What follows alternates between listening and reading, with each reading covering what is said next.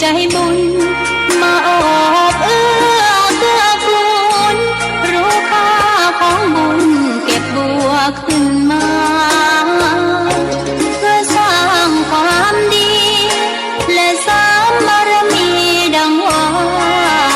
ใช้ดอกบัวนี้บูชาพระสัมมาสัมพุทธองค์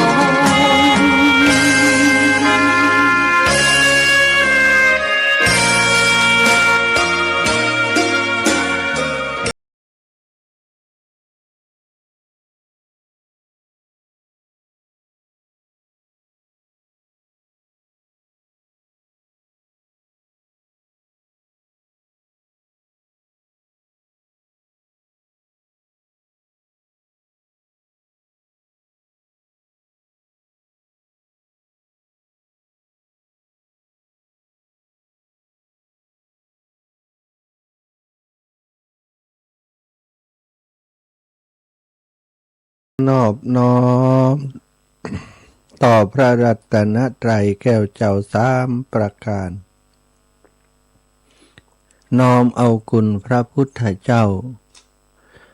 คุณพระธรรมเจ้าคุณพระสังฆเจ้าคุณพระอรหันตเจ้าอริยสงฆ์เจ้าจุตนจุองค์ได้เมตตาแผ่ปารมีมาปกเก่าเกศาปกห่มหักษาครูบาอาจารย์พระมหาเถระพระเทรานุเถระเปื่อนสหธรรมิกสหพรหมจารีทุกรูปทุกองค์ปกห่มหักษาศรัทธาสาธุชนคนดีโยมป่อโยมแม่โยมพี่โยมน้องต่างหลายที่ติดตามรับฟังรายการสาระธรรมยามเช้าเสียงธรรมแสงอรุณก่อนที่พระอาทิตย์จะขึ้นวันนี้เสียงธรรมมาก่อนเสียงธรรมจากคลื่นสีขาวส่งมาถึงบ้านถึงจองของศรัทธาญาติโยมโยมป่อโยมแม่ทั้งหลายในเวลาตี 3เป็นต้นมาจนไปถึงเจ้าสว่างสดใส8 นาฬิกา 9 นาฬิการายการนี้เป็นรายการที่จะมาส่งเสริมศรัทธาความเลื่อมใสประสาทศรัทธาความศรัทธาความประสาทะความเลื่อมใสในคำสอนขององค์ชินวรสัมมาสัมพุทธเจ้าเหือกับศรัทธาอิปออิแมตทั้งหลายได้มีจิตใจที่สดชื่นเบิกบานก่อนจะทำการทำงานในแต่ละเช้าเนาะพบปะกันวันนี้ศรัทธาอิปออิแมตทั้งหลายวันจันทร์วันจันทร์แล้วเนอะมาพบปะกันวันจันทร์ที่6เดือนกรกฎาคม2569เดือนกรกฎาคมย่างมาได้6 วันแล้วเนาะหลายวันที่ผ่านมาก็มีกิจกรรมที่เกี่ยวกับพุทธศาสนาหลายเรื่องแล้วก็มีข่าวที่สร้างความสบายใจให้กับพุทธศาสนิกชนหลายข่าวด้วยกันแต่อย่างใดก็ตามเหตุการณ์ต่างๆเรื่องราวต่างๆก็เป็นธรรมชาติคือจะต้องผ่านไปเนาะความรู้สึกต่างๆที่เคยโศกเศร้าเสียใจเคยไปยึดเกาะยึดติดกับอารมณ์ในขณะนั้นก็ค่อยๆบางเบาลงไปเหตุผลความเข้าใจต่างๆก็มีมากขึ้นอันนี้เป็นเรื่องธรรมดาศรัทธาญาติโยมพบปะกันวันนี้ก็ขอบคุณไปยังสถานีวิทยุในเครือข่ายคลื่นสีขาวทุกสถานีที่ได้เกาะสัญญาณที่ได้เชื่อมสัญญาณรายการนี้จากต้นทางคือที่วัดบรรพตสถิต 106.50 เมกะเฮิรตซ์สถานีวิทยุเพื่อพระพุทธศาสนาคลื่นสีขาวเพื่อชาวประชาวัดบรรพตสถิต ในเมตตาของท่านอาจารย์พระมหานพดลสุวรรณเมธีเจ้าคณะอำเภอวังเหนือผู้อำนวยการวิทยาลัยสงฆ์นครลำปางประธานส่งเผยแผ่พระพุทธศาสนาจังหวัดลำปางและก็เป็นสมภารเจ้าอาวาสของวัดบรรพตสถิตแห่งนี้ท่านอาจารย์หันประโยชน์ในการเผยแผ่พระธรรมคำสอนขององค์ชินวรสัมมาสัมพุทธเจ้าตั้งสถานีวิทยุเป็นช่องทางที่มีคนฟังเยอะท่านอาจารย์เลยได้ตั้งสถานีก่อตั้งสถานีวิทยุขึ้นมาโดยมีทีมงานที่ครับเคลื่อนงานนี้ร่วมกันที่มีความรู้ความสามารถในการทำเรื่องของวิทยุมีดร.แอมพัชริยาฟองจันตาอดีตเคยดูแลสถานีวิทยุมาหลายสถานีเป็นดีเจเป็นอะไรอย่างต่างๆมาแต่ปัจจุบันนี้ผันตัวมาเป็นอาจารย์ในมหาวิทยาลัยสงฆ์นครลำปางก็ได้มาเป็นมือเป็นไม้ในงานเผยแผ่ทางวิทยุโดยพร้อมกับทีมงานของน้องแอมซึ่งก็มีน้องนัทน้องดิวน้องนัทสถาพรสุธาคำน้องดิวอนุพงษ์ตาจินร่วมดูแลสถานีโดยกันทุกวันก็ต้องขอบคุณผู้ที่เอ่ยนามมาทั้งหมดของสถานีเฮาและทุกสถานีก็จะเป็นเหมือนกันเนี่ยมีเจ้าหน้าที่สถานีมีช่างเทคนิคมีเจ้าของมีผู้จัดการบอกว่าจะเป็นสถานีสาธารณะบอกว่าจะเป็นสถานีตั้งธุรกิจก็ได้ขับเคลื่อนร่วมกันเนาะโดยเฉพาะสถานีธุรกิจของคุณโยมดารุณีก็ได้มอบเวลาของเปิ้นฮือกับครูบาอาจารย์ได้มาจัดสรรนำเอาครูบาอาจารย์มาจัดรายการวิทยุเพื่อประโยชน์แก่คนเฒ่าคนแก่อีป่ออีแม่ต่างหลายในพื้นที่ที่ห่างไกลที่สถานีบริการสถานะของเฮาส่งสัญญาณไปบ่ถึงเปิ้นก็รับผิดชอบส่งต่อเสียงธรรมนี้ไปยังบ้านยังจองของศรัทธาญาติโยมต่างหลายก็ต้องขอบคุณเปิ้นไปโดยและก็ศรัทธาก็อนุโมทนาเอาบุญโดยเปิ้นเปิ้นก็สร้างบุญของเปิ้นเฮาก็สร้างบุญของเฮาถ้าบ่มีเปิ้นเฮาก็บ่ได้ฟัง มันมีส่วนเกี่ยวข้องกันทุกส่วนดังที่กล่าวมาและที่สำคัญก็คนที่ถวายปัจจัยเป็นค่าน้ำค่าไฟทุกเดือนกับตังสำนักงานใหญ่คลื่นสีขาวที่วัดปากตังเจริญดังที่ท่านอาจารย์พระครูอภิวัตรได้ประกาศไปก็ดีที่ถวายปัจจัยมาสนับสนุนสถานีวิทยุวัดบรรพตสถิตก็ดีก็ต้องขอบคุณด้วยเหมือนกันมีเวลาก็เดียวจะประกาศประชาสัมพันธ์ให้ได้รับทราบว่าเดือนนี้มีไผ่พ้องที่เปิ้นให้หอมมาแล้วสำหรับเป็นค่าน้ำค่าไฟของสถานีเนาะเอาละศรัทธาพบปะกันแล้วก็จะปาศรัทธาอีป่ออีแม่ตั้งหลายไหว้พระสวดมนต์ทำวัดเช้าเสียก่อนเนาะกราบพระพร้อมกันเนอกราบหนึ่งพุทโธเมนาโถกราบสองธัมโมเมนาโถกราบสามสังโฆเมนาโถอิมินาสกาเรนะพุทธังอาภิปูชยามิอิมินาสกาเรนะธัมมังอาภิปูชยามิอิมินาสกาเรนะสังฆังอาภิปูชยามิอะระหังสัมมา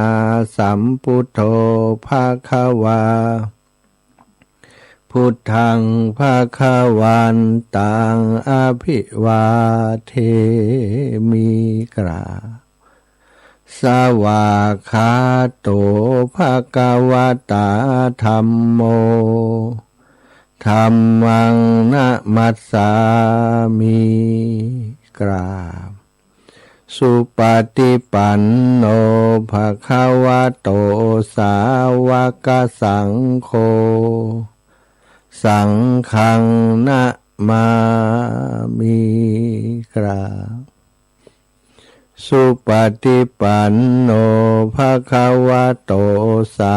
วกสังโฆสังฆังนะมามิกราบนะโมตัสสะภะคะวะโตอะระหะโตสัมมาสัมพุทธัสสะนะโมตัสสะภะคะวะโตอะระหะโตสัมมาสัมพุทธัสสะนะโมตัสสะภะคะวะโตอะระหะโตสัมมาสัมพุทธัสสะพุทธังสรณังคัจฉามิธัมมังสรณังคัจฉามิสังฆังสรณังคัจฉามิตุติยัมปิพุทธังสรณังคัจฉามิตุติยัมปิธัมมังสรณังคัจฉามิตุติยัมปิสังฆังสรณังคัจฉามิตติยัมปิพุทธังสรณังคัจฉามิตติยัมปิธัมมังสรณังคัจฉามิตติยัมปิสังฆังสรณังคัจฉามิอิติปิโสภะคะวะอะระหังสัมมาสัมพุทโธวิชชาจารณะสัมปันโนสุขโตโลกาวิทูอนุตตโรปุริสธรรมะสารถิสัทธาเทวมนุสสานังพุทโธภาคาวาติสวากขาโตภะคะวะตาธัมโมสันทิฏฐิโกอากาลิโกเอหิปัสสิโกโอปานายิโกปัจจัตตังเวทิตาโพวินยูหิติสุปฏิปันโนภะคะวะโตสาวกสังโฆอุชุปฏิปันโนภะคะวะโตสาวกสังโฆยายะปฏิปันโนภะคะวะโตสาวกสังโฆสามิจิปฏิปันโนภะคะวะโตสาวกสังโฆยะทิทังจัตตาริปุริสายุคานิอัฏฐปุริสปุคลาเอสัพพะคะวะโตสาวกสังโฆอาหุนายโยปาหุนายโยทักขินายโยอัญชลีกระนิโยอนุตตรังปุญญเขตังโลกัสสาติกราบพระพร้อมกันเนอสัทธาญาติโยมทั้งหลายกราบหนึ่งพุทธังวรันตังศิระสานะมามีกราบสองธัมมังวรันตังศิระสานะมามีกราบสามสังฆังวรันตังศิระสานะมามีสัทธาญาติโยมไหว้พระสวดมนต์ทำวัดเย็นด้วยกันเรียบร้อยแล้วต่อไปก็จักได้สนทนาสาระธรรมนำเรื่องราวต่างๆที่เกิดขึ้นนำเรื่องราวที่เกี่ยวกับการศีลภาวนา ได้มาสนทนาได้มามาจากันเพื่อขอฮือได้เกิดศรัทธาปัสสะทะความเลื่อมใสความเข้าใจในคำสอนของพระพุทธเจ้าศรัทธาก่อนที่จะอุจาสารธรรมนั้นนะก็จักได้นำชื่อของศรัทธาที่เปิ่นทำบุญละหวังวันติดผ่านมาคือตะวานี้เนาะมีคุณโยมสมควรใจน้อยพร้อมครอบครัวบ้านน้ำโจอำเภอแม่ทะจังหวัดลำปางได้ร่วมบุญเป็นเจ้าภาพสังฆทานที่จะตานเตียนในวันที่ 12นี้จำนวน500 บาทนะ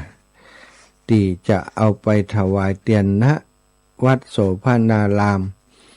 อำเภอฝางจังหวัดเชียงใหม่ก็เปิ่นก็เอารถตู้ไปตัวหนึ่งกันนะคุณโยมสมควรใจน้อยตอนนี้มีคนไปตัว12 คนแล้วอาจารย์เต็มแพทย์แล้วอีหล่ะ เรียบร้อยไปขอบคุณนุโมทนาบุญเนอแล้วก็คุณโยมมะยุลาอภิ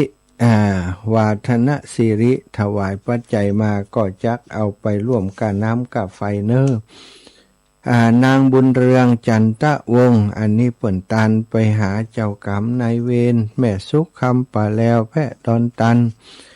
ร่วมบุญถวายปัจจัยมาตานขันเข้าก็จะได้เอาไปสมทบกับการน้ำกับไฟร้อยตรีบุญเรืองคุณสุภัตราคำปะจันทะวงศ์ได้ตันขันเข้าไปหายาติกาวงวันนางต่อมวิสาเกตตันไปหาเจ้ากรรมนายเวรแม่คำเหมยใจวันนะตันไปหาเจ้ากรรมนายเวรแม่หอมสีชัยตันถวายปัจจัยมาก็จะเอาไปร่วมบุญกับสถานีนายณัฐพลพงษ์ขจรนางสาวขวัญพิรมสมกุลมาตานขันเข้าติวัดอุทิศไปให้เจ้ากรรมนายเวรแล้วก็ครอบครัวกิจสิริไพศาลและครอบครัวร่วมชาติได้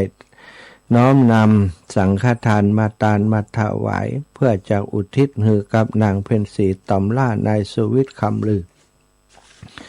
พร้อมกับศรัทธาที่เปิ่นใส่บาตรถวายปัจจัยมาเนาะบางส่วนก็จะเอาไปทำบุญบางส่วนก็เอาใจจ่ายสำหรับการทำงานของสำนักงานสถานีวิทยุ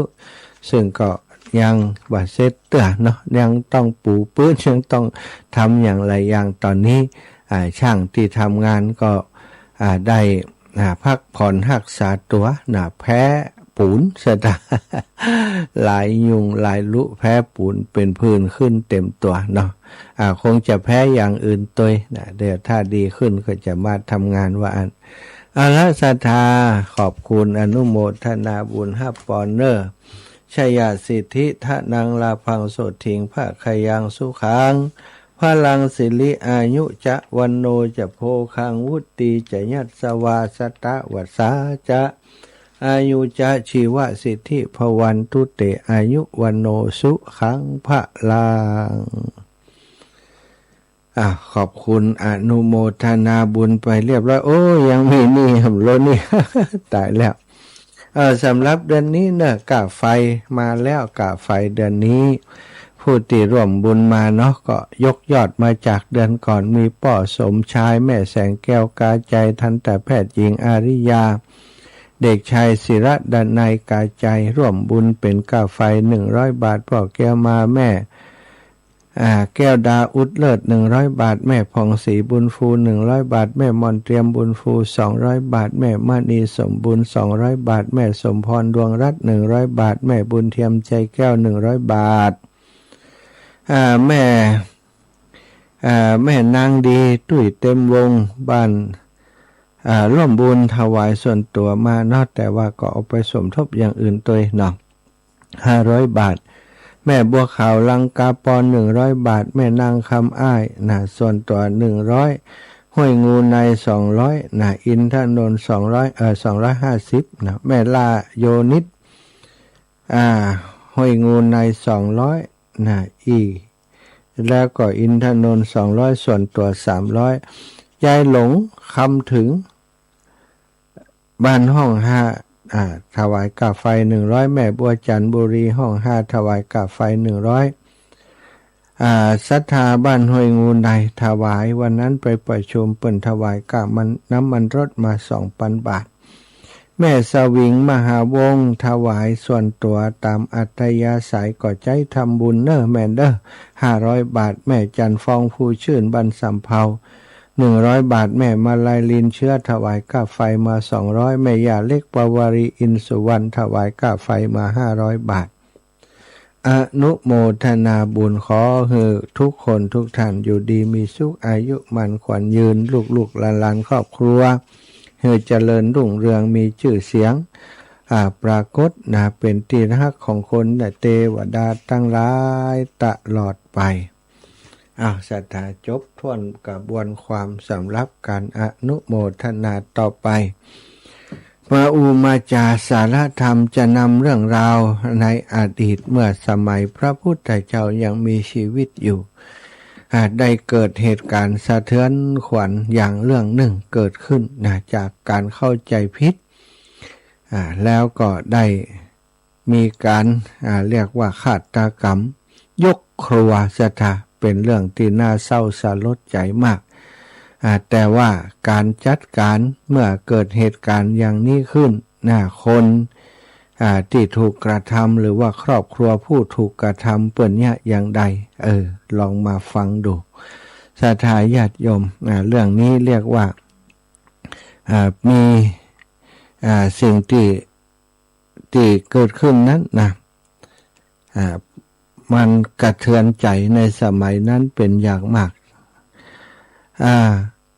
เป็นเรื่องก็มีอยู่ว่ามหาอุบาสิกาท่านหนึ่งได้รับจดหมายลับแจ้งข่าวว่าสามีและลูกชายของนางถึง32 คนได้ถูกบอสใหญ่บอสใหญ่ก็ผู้บริหารระดับสูงถ้าสมัยนั้นก็คือพระราชาได้สั่งฆ่าล้างโคตร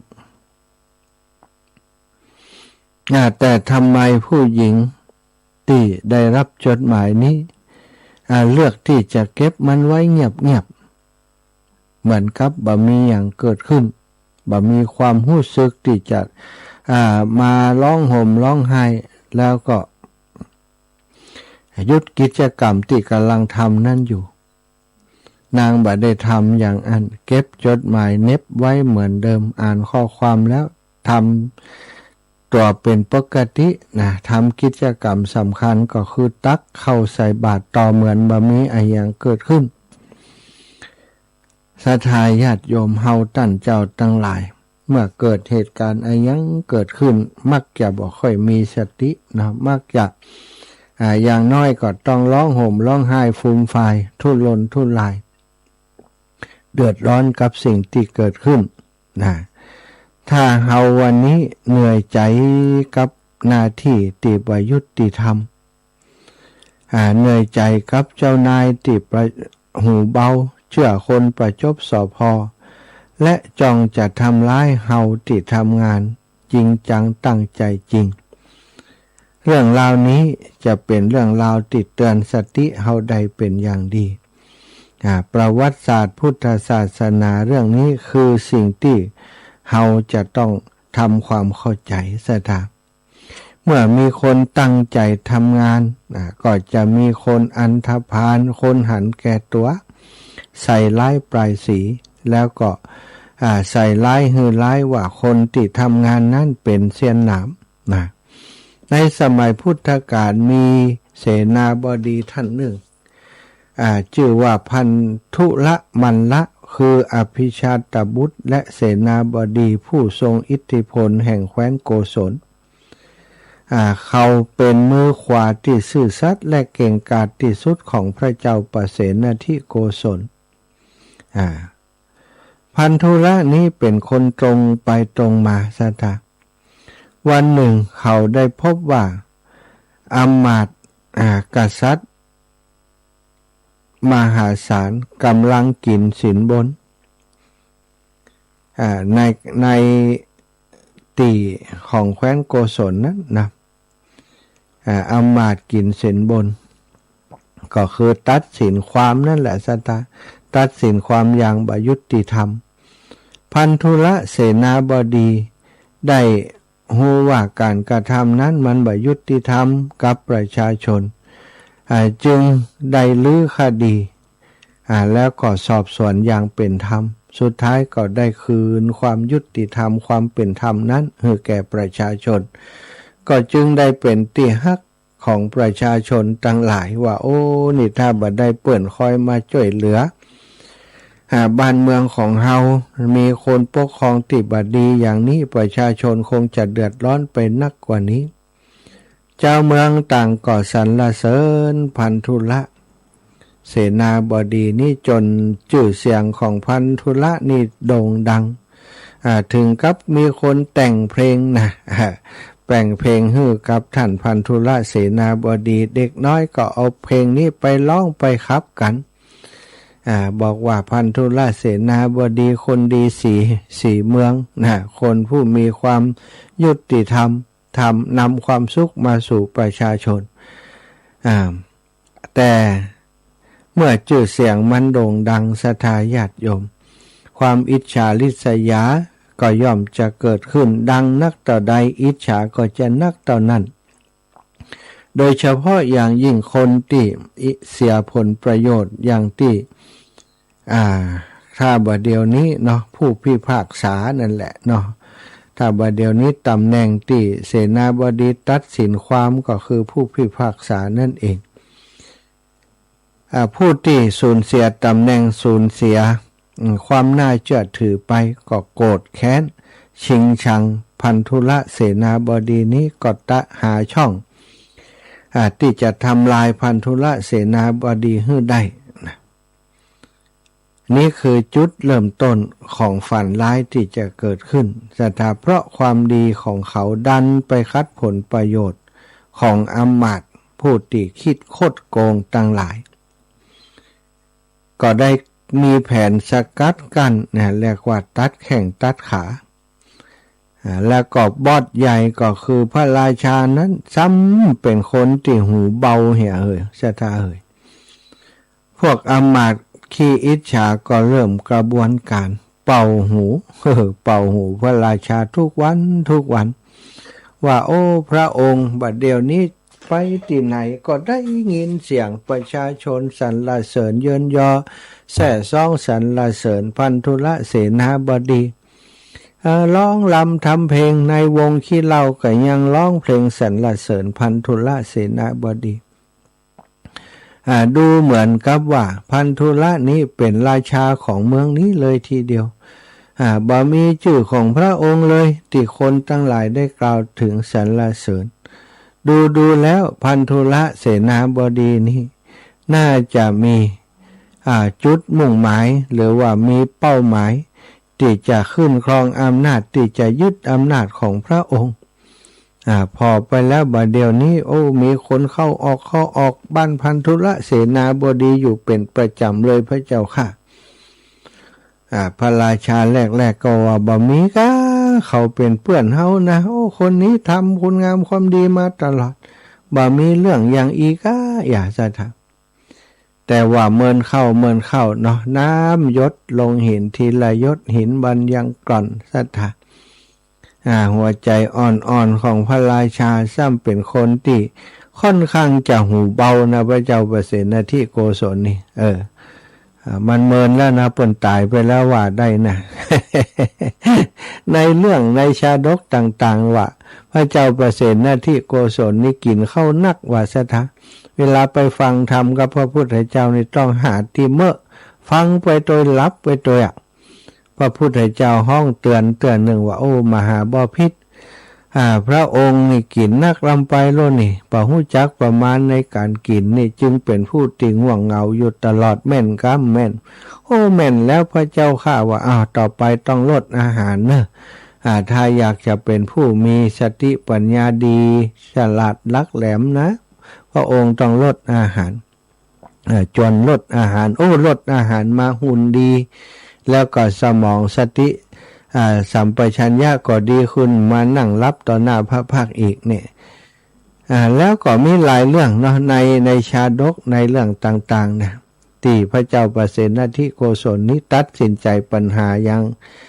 คนเดียวมาได้ต้องอาศัยพระนางมัลลิกาช่วยเนี่ยอันนี้ก็เคยมีเรื่องอย่างนี้เหมือนกันเนาะทีนี้พอถูกยุแย่อย่างนี้สตาเป็นเรื่องแน่นอนราชานี่กลัวที่สุดก็กลัวคนที่จะมาชิงบัลลังก์ถ้ามากึดพอแล้วมันก็มีเหตุมีผลเว้ยนะคนที่จะฆ่าเฮาได้คนที่จะยึดบัลลังก์เฮาได้นอกจากพันธุระมันบ่มีหรือว่ามันคิดอย่างอันจริงๆว่าเนี่ยจากแหลกๆก็บ่ค่อยสงสัยนะเพราะมั่นใจว่าเพื่อนคนนี้อดีตเป็นเพื่อนกันไปเฮียนด้วยกันหรอกไปเฮียนที่เมืองตักกศิลาด้วยกันแต่พันธุระเสนาบดีนี่จบการศึกษามาแล้วเปิ่นฮื้อแสดงวิชาดาบที่ได้ไปเฮียนมาเนี่ยสตามันมีไม้เนาะไม้ท่อนไม้ที่เปิ่นเป็นเล่มน้อยๆเปิ่นเอามาไม้ไผ่เนาะไม้ไผ่เล่มน้อยเล่มเป็น100 เล่มเปิ่นเอามามัดตั้งไว้นะสตาเป็น10 กว่าตั้งแล้วฮือพันธุระเสนาบดีนี่ตัดทีเดียวฮือขาดพันธุระก็แสดงฝีมือสตาตัดไม้ไผ่เป็นตั้งนั้นชิบแต่ว่ามีเสียงดังติ้งเกิดขึ้นมันเกิดอะไรอย่างขึ้นปกติฟันอย่างนี้ต้องแบบมีเสียงก็เข้าไปแกะพอว่ามันเสียงดังจากตรงนี้มันคืออะไรอย่างปรากฏว่าในไม้ไผ่นั้นศรัทธาญาติโยมมีเสนาอามาตย์ได้ซ่อนเล็กเอาไว้ตั้งในซ่อนแท่งเล็กเอาไว้ตั้งในอันหนึ่งจึงทำให้เวลาดาบตัดไปนั้นมีเสียงดังซึ่งพันธุระเสนาบดีคิดว่าถ้าหู้ก่อนว่ามีแท่งเล็กอยู่ในหีจะมามีเสียงดังเลยด้วยการแสดงนั้นทำให้ท่านพันธุระเสนาบดีนี้มีความบาสบายใจว่าในราชสำนักมันละของเฮานี้มันมีคนที่คอยจ้องจะทำลายชื่อเสียงของท่านแล้วพระประยุรญาติที่มีอยู่กันเยอะแยะนี่บ่มีไผแจ้งบอกท่านสักคนว่ามีสิ่งนี้ซ่อนอยู่ตั้งในทั้งที่คนตั้งหลายก็พยายามจะบอกจะขอโทษว่าที่ทำนั้นก็เพื่อจะทดสอบแต่ท่านก็บอกว่าถ้าทดสอบอย่างนี้นั้นทำไมบอกก่อนทดสอบอย่างนี้เป็นเรื่องที่บ่ดีแล้วก็สุดท้ายพันธุระก็บ่อยากจะอยู่เมืองนั้นก็ไปหาเพื่อนเนี่ยก็คือพระเจ้าประเสนทิโกศลเนี่ยสถาจริงๆแล้วถ้าเปิ้นอยู่ที่บ้านเมืองเปิ้นก็ได้ขึ้นของราชเหมือนกันนะนี่เป็นลูกของเจ้าเมืองเป็นลูกของราชาเหมือนกันแต่เปิ้นเลือกที่จะหนีเป็นคนที่บ่ชอบความอายุติธรรมนี่เปิ้นบ่ชอบโคตรพระประยุรญาตินั่นแหละที่บอกเรื่องนี้ฮือกับเปิ้นถ้าบอกนี่จะบอกให้มีเสียงดังตะอันบ่ได้นะสถาเนี่ยคนที่ถือความยุติธรรมเป็นหลักเมื่อไปอยู่กับเพื่อนพระเจ้าประเสนทิโกศลนี่ก็ทำงานด้วยความตั้งใจนะอย่างที่ว่าเนี่ยหันยังบ่ถูกต้องเข้าไปจัดการนะแม้จะคัดใจไผก็บ่สนใจนี่จึงได้ถูกปองร้ายหมายปองถูกกันแกล้งถูกยุแยงตะแคงรั่วใส่ความว่าเปิ้นนี้จะยึดอำนาจเมื่อพระราชาทรงหูเบาสถาแทนที่บอสใหญ่หรือว่าพระราชาอย่างพระเจ้าประเสนทิโกศลนั้นจะเรียกพันธุระเสนาบดีนี้มาสอบถามหาความยุติธรรมแต่ว่าความละแวงและความบ่มั่นคงในใจของพระราชาทำให้พระองค์เลือกที่จะเชื่อคำลวงคำยุแย่ของเสนาอามาตย์ต่างๆจึงได้วางแผนส่งพันธุระและลูกชายที่เก่งกล้าสามารถถึง32 คนไปชายแดนโดยอ้างว่าเป็นภารกิจปราบโจรแต่แท้จริงแล้วพระองค์แอบส่งกองกำลังทหารฝีมือดี ไปดักซุ่ม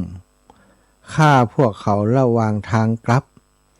พันธุละและลูกถึง32 คนสันทาบ่ได้เตรียมตัวบ่ได้ตั้งตัวเนาะถูกหัวหน้าของตัวเองนั่นเองติดตัวเองภักดีนี่แหละสั่งเก็บสั่งฆ่าอย่างไร้ความปราณีศรัทธาเมื่อข่าวเหตุการณ์นี้นะเมื่อ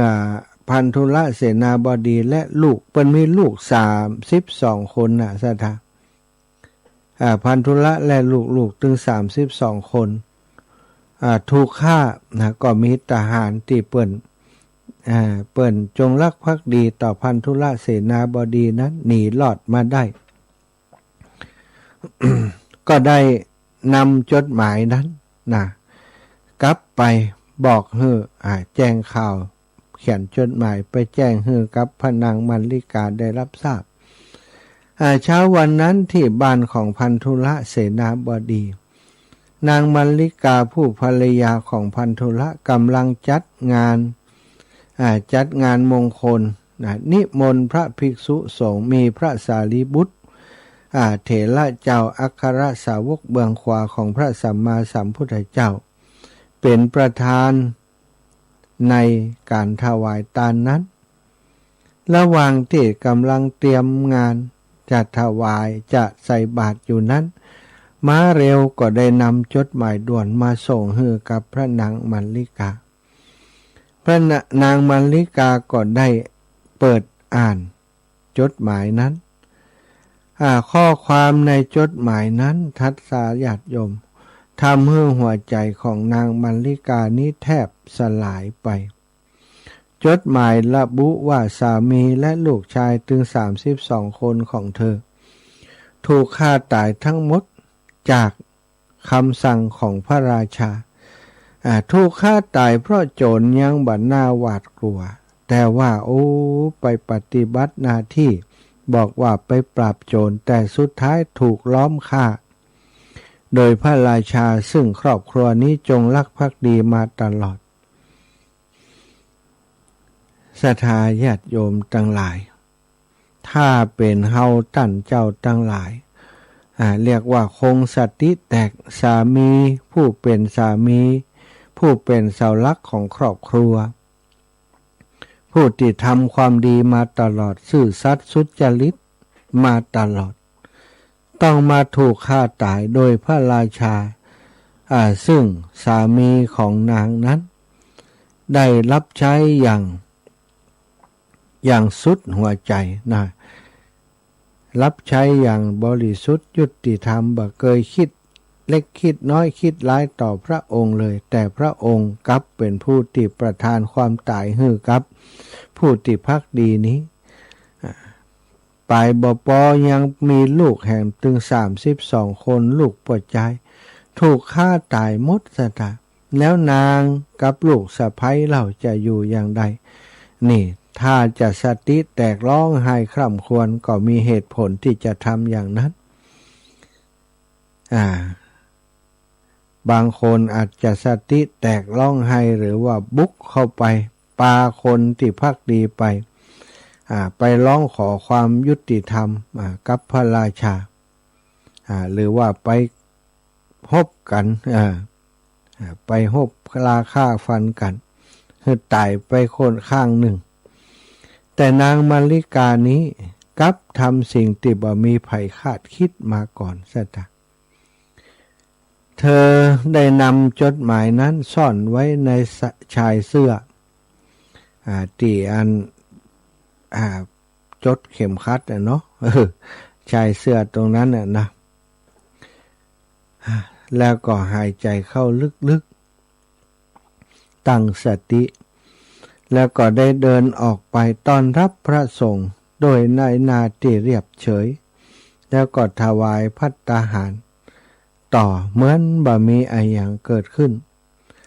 ระหว่างนั้นสาวใช้เดินถือโถเนยใสมาถวายพระแต่ด้วยความตกใจหรือซุ่มซ่ามบ่ทราบได้ทำโถตกลงแตกกระจัดกระจาย สาวใช้ก็ตัวสั่นด้วยความกลัวศรัทธาญาติโยมเพราะได้ทำความผิดโดยความสุ่มซ่ามประมาทพระสารีบุตรเถระเจ้าผู้เป็นอัครสาวกจึงกล่าวเตือนสติหือสติกับนางมัลลิกาว่าโอ้มหาอุบาสิกาสิ่งของที่มีการแตกสลายเป็นธรรมดามันก็ต้องแตกสลายไปแล้วอย่าคิดมากเลยนี่ดอกจ้ะนางมัลลิกาบัดว่าไอ้ยังสะทะแต่ว่ายิบจดหมายออกจากอกเสื้อแล้วก็กราบเรียนพระสารีบุตรโดยน้ำเสียงตีนิ่งสงบว่าท่านอาจารย์ผู้เจริญท่านอย่าได้กล่าวถึงสิ่งที่เป็นสิ่งของเหล่านี้เลยแม้กระทั่งชีวิตของมนุษย์ทั้งหลายก็มีการแตกสลายไปเป็นธรรมดาการเสียเข้าของเหล่านี้ไม่เป็นประมาณเลยสำหรับดิฉันขนาดสามีและบุตรชายถึง32 คนของดิฉันถูกพระราชาสั่งประหารชีวิตเมื่อเช้านี้ดิฉันหู้ข่าวแล้วยังบ่คิดอย่างนักและบ่ได้ร้องไห้เลยนับประสาอย่างกับโถเนยใสใบเดียวที่แตกนี้เล่าศรัทธาแล้วนางก็ส่งจดหมายนั้นให้พระสารีบุตรเถระเจ้า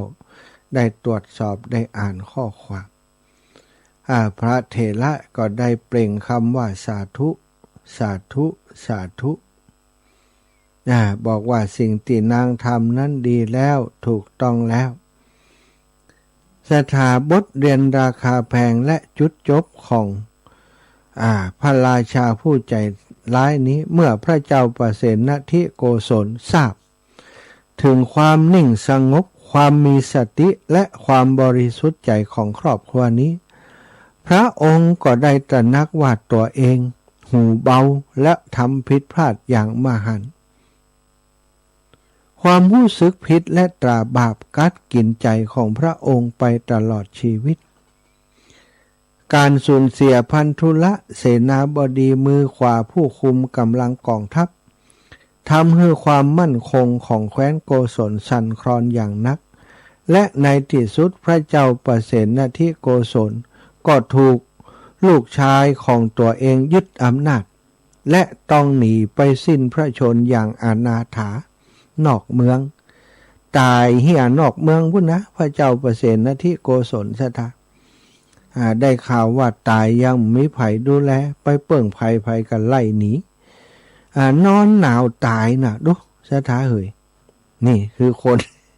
เขาทำบาปกรรมไว้นะทำกรรมนักเนี่ยอันนี้คือผลกรรมของการเป็นผู้นำที่บ่มีความยุติธรรมและทำร้ายคนดี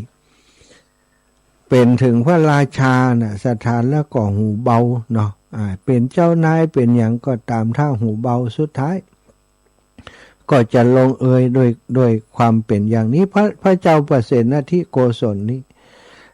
ตายถ้าอู้ถึงว่าบ้านเฮาเนาะตายแบบตายเหี้ยข้างตังตายเหี้ยข้างตังอนาถขนาดไหนสถาญาติโยมนะเป็นถึงราชาตายเหี้ยข้างตังแบบบ่มีไผใยดีบ้านเฮาก็เหมือนกับหมากับแมวเลยนี่คือคนที่มันบ่ดีมันบ่มีความจิตของเขาเนี่ยบางครั้งบางขณะนี่ถูกยุแย่ก็เจือหูเบาทั้งที่อยู่ใกล้พระพุทธเจ้าตลอดนะสถาฟังธรรมแต่มันเอาธรรมทำความดีอาสถิสถานกับพระเจ้าประเสนทิโกศลครับอัครมเหสีพระนางมัลลิกานะมันใช่มัลลิกาคนเดียวกันนะชื่อมันเหมือนกันนะสถาแต่สุดท้ายตายอย่างอนาถเนี่ยถูกลูกบ่าวของตัวเก่ายึดอำนาจพอสิ้นพันธุละเสนาบดีแล้วเนี่ยคนอื่นเขาก็สามารถทำร้ายพระองค์ได้เพราะมีไผป้องกันแล้วลูกอันนี้คือการทำร้ายคนดีส่วนนางมัลลิกาและก็ลูกสะใภ้ทั้งหลายนั้นแต่สุดท้ายก็กลับไปอยู่บ้านเมืองของเปิ้น บ่อยู่เตียหันแล้วนะกลับไปอยู่บ้านเมืองของเปิ้นเฮียสิ่งที่เฮาท่านเจ้าทั้งหลายนะได้ฟังมาถึงตรงนี้เมื่อเฮาเผชิญหน้ากับความบ่ยุติธรรมหรือระบบนะที่มันอย่างปัจจุบันนี้บางครั้งบางทีการปกครองกายอย่างต่างๆที่เฮาจมเรื่องความบ่ยุติธรรมนี่บ่ต้องห่วงนะซะท่าบ่ต้องไปแย่อย่างเขาหรอกสุดท้ายคนที่ทำสิ่งบ่ดีนั้นบ่มีความยุติธรรมนั้นก็จะได้สิ่งนั้นตอบแทนไปเฮาจะต้องมีสติมีขันติคือเกาะกำบังที่ดีที่สุดการโวยวายหรือการใช้อารมณ์โต้กลับในทันทีมักทำให้เฮาเสียเปรียบและสูญเสียความสง่างามความสงบในใจลองใช้ความนิ่งสงบนะสติแบบนางมัลลิกานี้เพื่อประเมินสถานการณ์อย่างผู้ชนะมองหันโลกกธรรมทั้ง8นะมีลาภก็เสื่อมลาภมียศก็เสื่อมยศมีสรรเสริญย่อมมีนินทามีสุขก็ย่อมมีทุกข์แม้แต่คนระดับแม่ทัพนะในอดีตอย่างนี้ก็หนีบ่พ้นความอายุติธรรมในที่ทำงานเป็นเรื่องชั่วคราวแต่วิธีการตอบสนองต่อสิ่งเหล่านี้อยู่ที่เฮาเนาะปล่อยให้เรื่องราวต่างๆมันทำลายตัวมันเองผู้นำหรือว่าหัวหน้าที่ไร้วิสัยทัศน์หูเบาขับไล่คนเก่งจากองค์กรบ่ช้าบ่นานบ่เมินนะทีมนั้นก็จะค่อยๆพังทลายลงด้วยตัวเองเหมือนที่แคว้นโกศลต้องอ่อนแอลงเพราะขาดแม่ทัพฝีมือดีแล้วสุดท้ายพระราชาก็ถูกยึดอำนาจแล้วก็ไปอย่างที่บอกนั้นมีชีวิตที่อเนจอนาถบั้นปลายของชีวิตนะหนาวตายเนาะอายุนักแล้วนะสตาอายุนักแล้วน่าจะ70-80แล้วก็เนาะไปถูกยึดอำนาจแล้วก็ไปหนาวตายที่นอกเมืองนะไม่ใช่ในเมืองของตัวเองโดยซ้ำไปแม้แต่แผ่นดินที่จะตายยังมี เป็นพระราชาหูเบานะเอาละศรัทธาตอนนี้น่าจะมีเวลาสัก5 นาทีจะเช็คดูโลฟังอยู่ตังใดนะพี่น้องตังเมืองปานโทรมาพ่องกระไดเนอร์แม่คำนวณดินดำจะไปก่อจ้าวันที่12นี้วันที่21เนอะ21ที่ดอยอินทนนท์นั้นศรัทธาคงจะทราบกันแล้วแต่ถ้ายังบ่ทราบเตือกก็แจ้งให้ทราบว่ากิจกรรมที่นัดหมายหรือว่าอู้จากันไว้ที่จะไปตานเตียนที่ดอยอินทนนท์สูงที่สุดในประเทศไทย5 เล่มนั้นยกเลิกไปเนาะกิจกรรมที่จะเทฐานนั้นก็ยกเลิกไปเนื่องจากว่าตังเจ้าหน้าที่ที่จะดูแลงานในครั้งนี้นะมีปัญหาคัดข้องในเรื่องของผู้หลักผู้ใหญ่ที่จะมาร่วมงานเวลามันบัดตรงกันว่าก็เลยบ่เป็นหยังก็แล้วแต่เปิ้นไปเฮาก็คงจะกิจกรรมนั้นมีโอกาสก็จะไปร่วมบ่มีโอกาสก็แล้วไปเนาะมีโอกาสก็แล้วไปเพราะงานตั้งหน้าของเฮาของคลื่นสีขาวก็มีหลายอย่างอยู่เนาะศรัทธา0808844173เด้อขอบคุณศรัทธาญาติโยมติดตามทาง Facebook ไลฟ์แม่เดือนเพ็งทิมหวังไว้สาเจ้าสาธุเจ้าแม่พิษสมัยสีเทพทำลงติดตามรับชมฟังอยู่เจ้าแม่พิษสมัยแม่ครูเกษณีชัยเทพไว้สานุโมทนาสาธุเจ้าถ้ายังฟังอยู่แม่ครูเกษณีวันที่11นิยมเบิ่มจะไปเชียงใหม่ถ้าแม่ครูจะฝากขยะออมบุญมาก็ได้เลยเนอะเจริญปอนวันที่12นี่12ปะกันนะอันได้ยินแล้วเนอะเพราะว่าพัดโดมได้ยินแต่ว่าแมลงมันไม่ได้เนอะนะอันนายกออดช่างเขาไปขึ้นเสาเมื่อวันที่4อีไหมได้ยินแต่ว่าแมลงเนี่ยแล้วก็จอนได้ยินชัดเจนนั่นเราขอดีละดีแล้วเนาะวันที่12ป้ากันเนาะ12ป้ากันว่าสาธุทำหาเนอะสาธุอีแม่สาธุนะสาธุเจ้าบุญรักษา สถาวันที่12นี่จะปาสถาพี่น้องลำปางหลายกันรถตู้นะไปแอวติไปแอวหลายตีเนอะ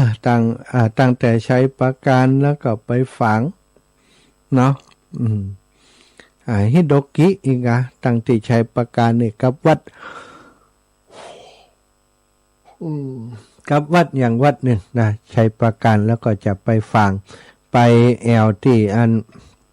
วัดห้วยงูวัดพระพุทธบาทอุดมแล้วก็จะไปที่วัดปังปอยเนอะสถานวัดปังปอยนี่จะไปห่วมบุญเปิ่นกำลังอันบุรณะนะเจดีย์ธาตุเจดีย์ใหม่สถานตั้งลำปางเปิ่นหันอาตมาถ่ายไล่สดวันก่อนเปิ่นไข่หันนะสถานไข่ไปอันเอาปูนขึ้นไปเจดีย์วะ หันข้อมูลคเล็กไข่ไปเนี่ยนะวันที่12เนาะเจริญปอนไม่อยากตื่นเจ้าแต่ไม่อยากแก้วบ้านกัดโปงตื่นจัดเจ้าโลนี่กับหูข่าวว่าอ่านตลูกออกรายการกับลูกข่าวจังไดข่าวช่อง7กะข่าวช่อง7ข่าวช่อง7ข่าวเดี๋ยวออกรายการกับเจ้าเอาดีแล้วฟังตลูกถ้าว่าอาหารฟังกุตนนะถ้ากุตนนะกะสาธุเนาะดีแล้วบุญรักษากำลังใจเด้อจะไปแม่แจ่มก่อนเจริญปอนคนแม่แจ่มแม่พองพานจ้าไหว้สาจ้าท่านหมอว่อมจะเสี่ยงแล้วเนอะทุกวันเด้อบัดนี้ถ้ามีพูดเป็นรายการมาเห็น1คนเนาะตนจะก็ท่านหน้าจังหวัดนะตุลงสังวรแล้ววันอย่างเปิ่นออกมันไม่วันสังหาเจ้าก็ลืมไปละฮะดีกันเนาะเขาถ่าดีเนาะแก้มนี่ก็ไปนี่เหมือนกันเด้อแต่ว่าไปยกยอดซาร์วันที่17นี่ก็มีการหล่อเทียนจ้ะดีแล้วขอบคุณอีแม่นักเน้อท่านมหาจ้ามนต์เสียงธรรมแม่แจ่มเนาะจ้าศรัทธาญาติโยมจากแม่แจ่มเน้อท่านอาจารย์สังวรสุปภาโสพระธาตุม่อนเวียงได้เวลาตอนเจ้าตี 3ถึงตี 5เหมือนกันเนาะวันอย่างอาตมาจำมาได้นะศรัทธาวันอื่นบ่ได้ลุกฟังพักผ่อนอย่างเดียวบ่ได้ตื่นเจ้าอย่างศรัทธานะเพราะว่าอาตมากลางวันนี้ทำงานหลายอย่างทำงานนักกลางคืนมาก็จะพักผ่อนพุ่นน่ะกว่าจะรู้สึกตัวประมาณตี 4 กงตี 5พุ่นน่ะเอาละศรัทธาช่วงนี้จะพักเบรกก่อนก็เดี๋ยวเบรกหลังก่อนมาโทรหาใหม่เนาะชั่วโมงนี้เบรกนี้นะจวนศรัทธาตื่นเหี่ยก่อนตื่นได้แล้วลุกได้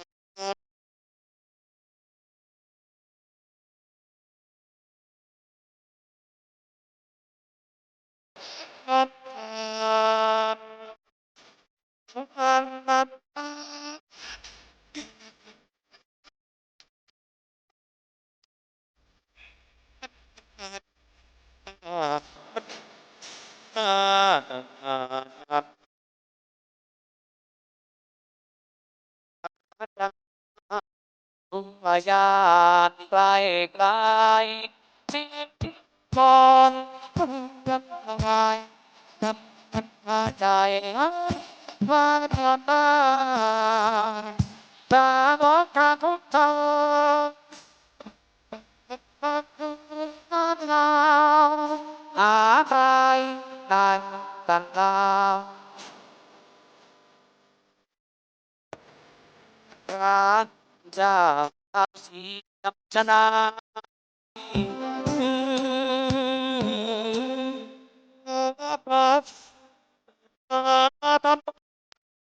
ไปปาปัด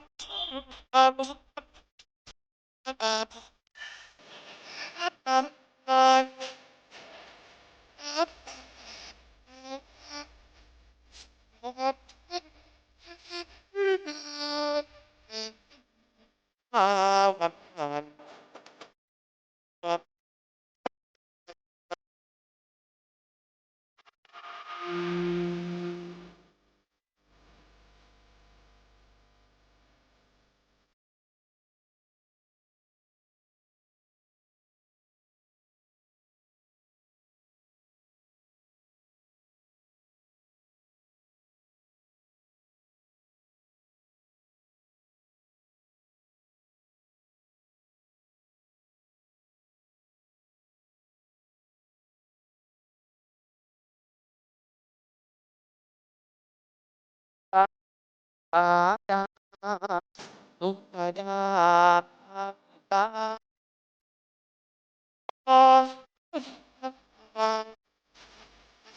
ใจตาตาปาทุกตา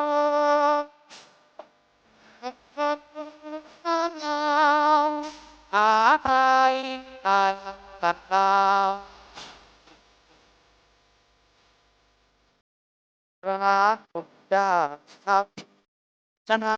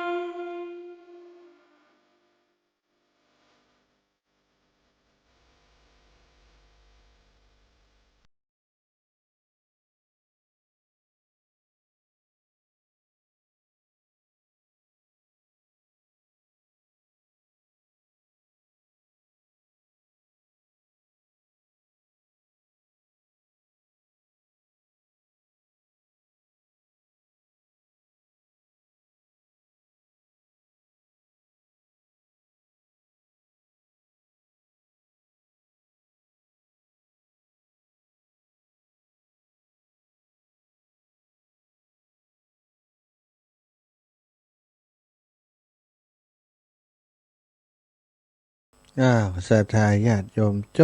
บลงไปเนาะเพลงสาระเพลงอันเป็นสาระนะเพลงธรรมะ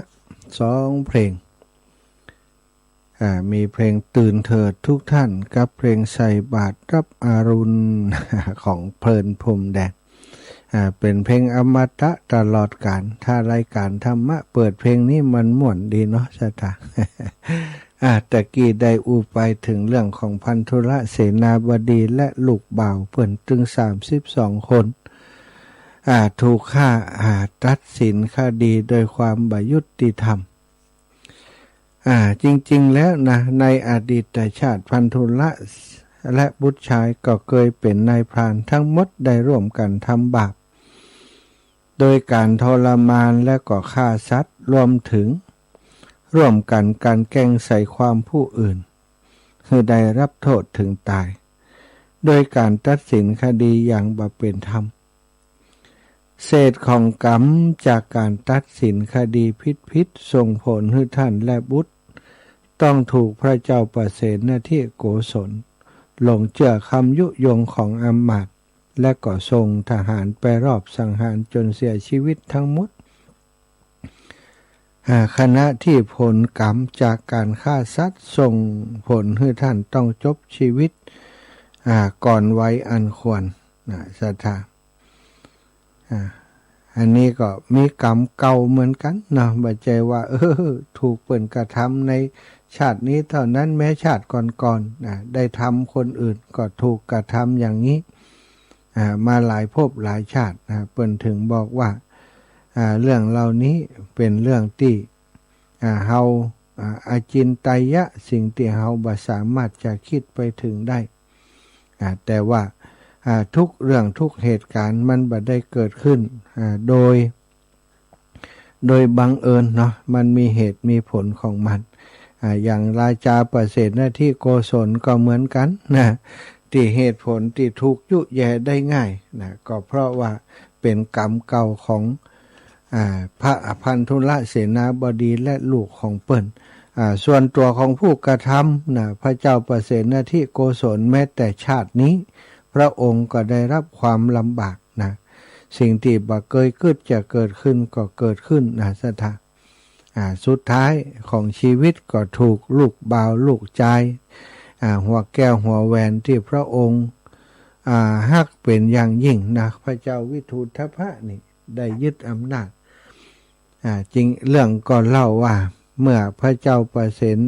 เสนที่โกศลนี้วัยชรามาแล้วก็หาโอกาสไปฟังธรรมบ่อยขึ้นเข้าไปเฝ้าพระพุทธเจ้าบ่อยแม้พระพุทธเจ้าบ่ได้ประทับอยู่ในกรุงสาวัตถีนั้นพระองค์ประทับอยู่ที่อื่นอย่างครั้งนั้นพระพุทธองค์ทรงไปประทับอยู่ที่เมทรุปะนิคมเมทรุปะนี้เป็นนิคมที่อยู่ในการปกครองของเจ้าสากยะทั้งหลายสถาของเจ้าสากยะก็ห่างจากกรุงสาวัตถีของพระเจ้าประเสนที่โกศลพอสมควรแต่พระองค์ก็ทรงอยากจะไปคือจากเหตุที่เกิดขึ้นนี่แหละเนาะเหตุที่เกิดขึ้นก็คือเรื่องที่พระองค์ได้สังหารพันธุระเสนาบดีกับลูกถึง32 คนที่บ่มีความผิดหยังพระองค์ก็ตรอมพระทัยนะเสียใจกับเรื่องนี้แล้วก็การเมืองภายในของสาวัตถีก็บ่มั่นคงเพราะเสนาอำมาตย์เมื่อพันธุระเสนาบดีบ่อยู่แล้วก็เหิมเกริมซะทางหลายๆคนกระดังกระเดืองแล้วก็พยายามที่จะยุยงให้พระเจ้าพิทูลทพะนั้นคิดว่าบัดเดียวนี้พระองค์ยังบ่ได้ครองราชย์เท่าบัดเดียวพระราชาประเสนที่โกศลนี่จะอยู่ไปแหมเท่าใดบ่ฮู้ดีบ่ดีพระองค์จะบ่ได้ครึ่งครองราชย์จะเท่าไปเหียก่อนมดแหงไปเหียก่อนว่าอันพยายามจะยุยงพระเจ้าวิทูลทพะคือกระหายในอำนาจอยากจะชิงราชบัลลังก์ซึ่งก็วางแผนกันมาเป็นระยะสถาแม้กระทั่งจะลอบปงพระชนกายอย่างการต่างๆก็บอกจะประจวบเหมาะ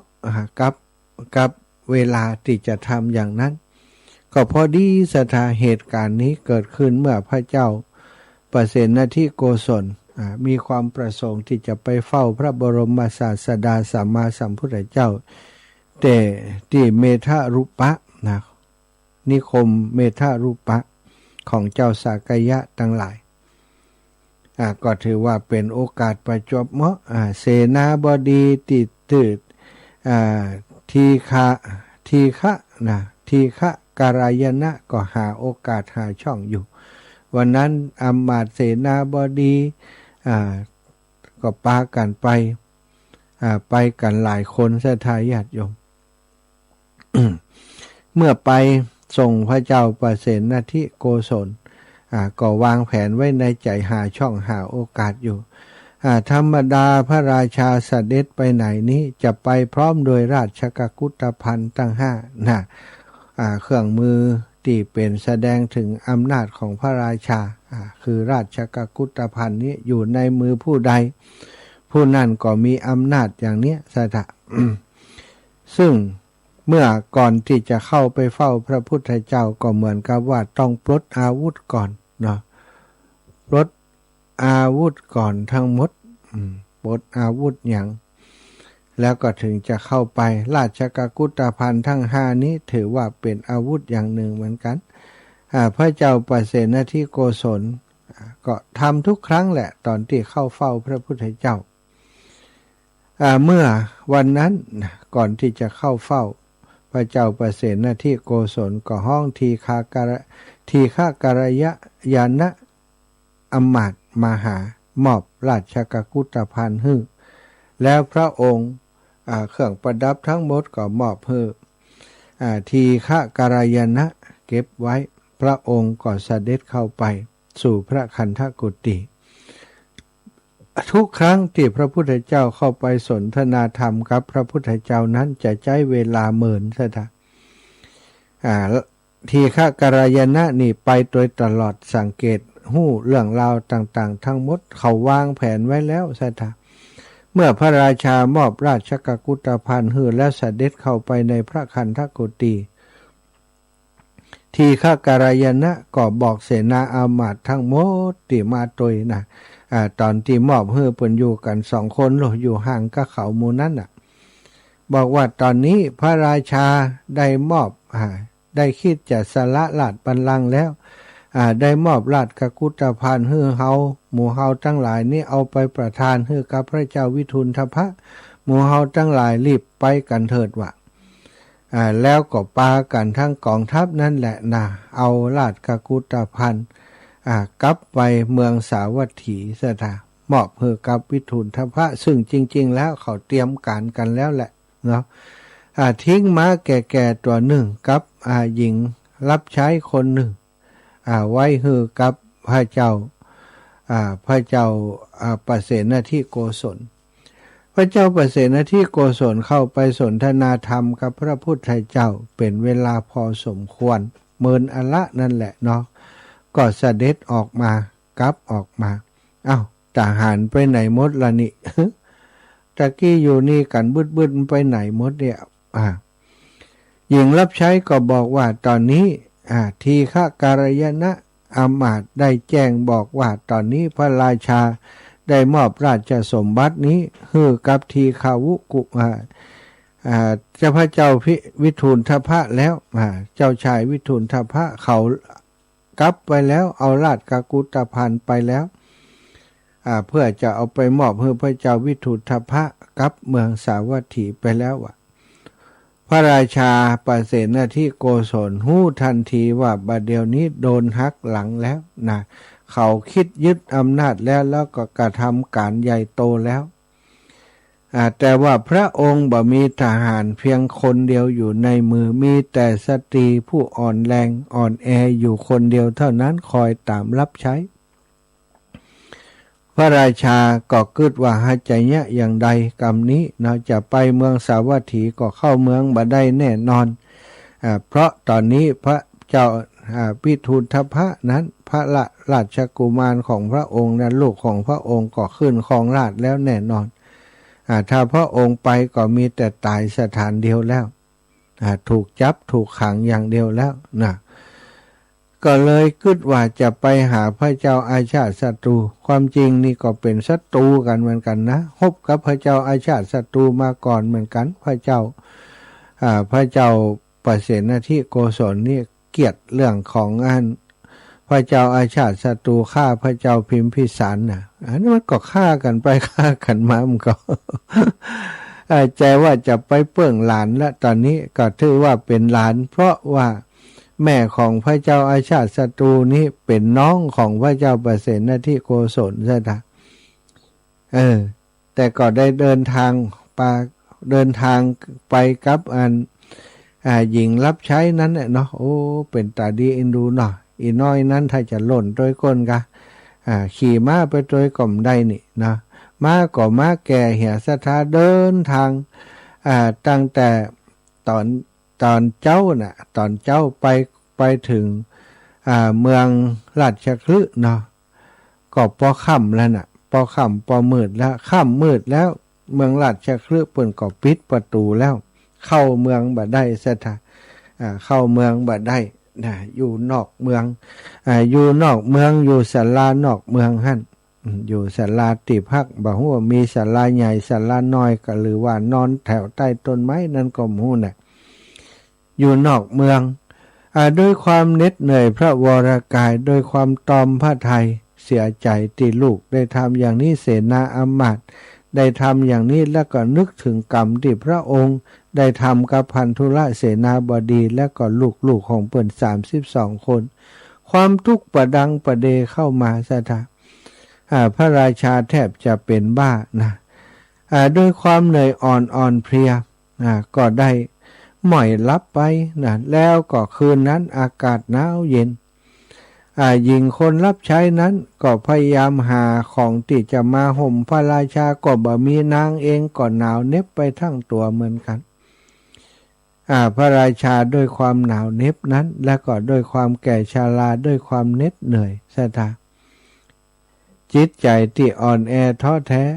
อากาศก็เย็นนะทำให้คืนนั้นพระราชาก็ได้เสียชีวิตลงเสียชีวิตลงบ่มีไผอยู่เลยนะซะท่าบ่มีไผอยู่ปังข้างเลยมีแต่หญิงรับใช้คนเดียวเป็นพระราชาที่ครองเมืองเป็นแคว้นมคธนี่ซะท่าประเสนที่โกศลเป็นเจ้าผู้ครองนครมคธยิ่งใหญ่เพียงใดแต่สุดท้ายตอนตายนี้เปล่าเปลี่ยวเดียวดายตายเพียงลำพังตื่นบ่เจ้ามาหญิงรับใช้ตื่นขึ้นมายุบพอพระราชาเย็นแซดแข็งกระเด้อไปแล้วพอลมหายใจมีอาปากกวอนะสถาหญิงรับใช้ก็ร้องไห้ขึ้นมาพอดีวันสว่างแล้วประชาชนก็สัญจรไปมาได้หันผู้แต่งตัวเยี่ยงกับพระราชานอนตายอยู่ในศาลาข้างต่างแห่งนั้นนอนตายหญิงรับใช้ก็ร้องไห้บอกว่าโอ้น่าสงสารยิ่งนัก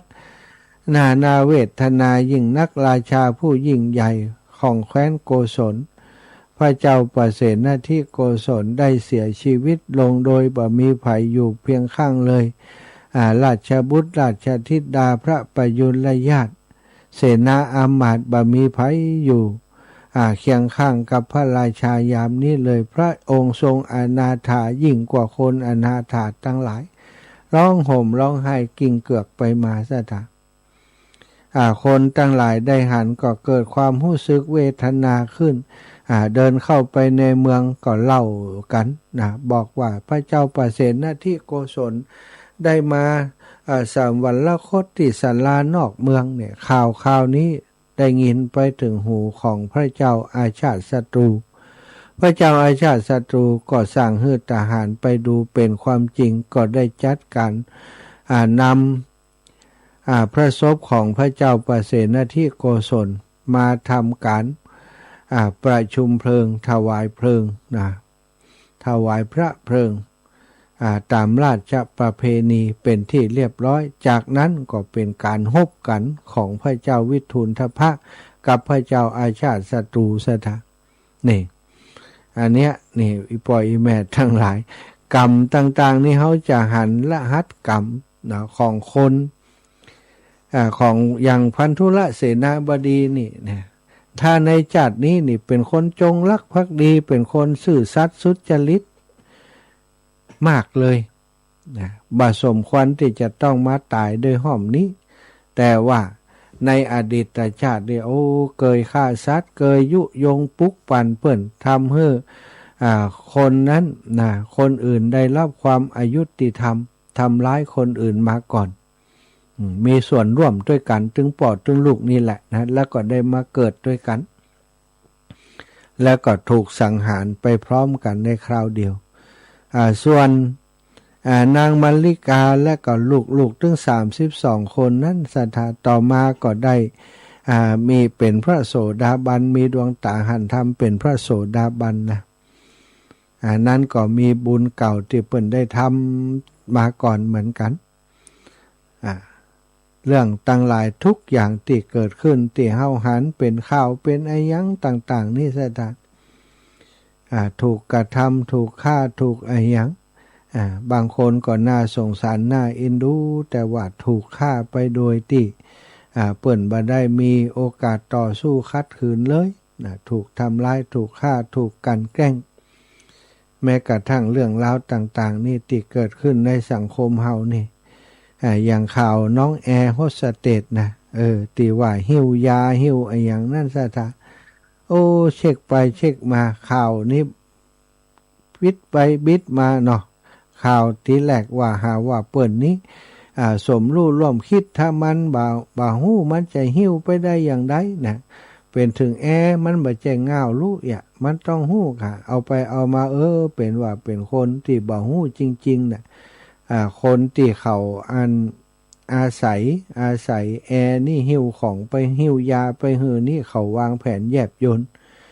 เขาแอคนนี้ก็นึกว่าของมันมีอย่างตั้งในหั่นเนี่ยและตัวแอคนนี้ก็บอกให้เจ้าหน้าที่เปิ้นตรวจบอกให้เปิ้นตัวว่ารับหิวของเขามาเต้าอี้กิโลเองช่วยตรวจพอจิมโลมันมีอย่างถูกต้องหรือไม่แล้วเขาก็ไปปะยาในหั่นและจะมีที่ไหนศรัทธาญาติโยมหิ้วของให้เปิ้นเตือหนึ่งเนี่ยถ้าเป็นยาเสพติดถ้าฮู้ว่าเป็นยาเสพติดมันจะต้องได้ลักแสนลักล้านกะ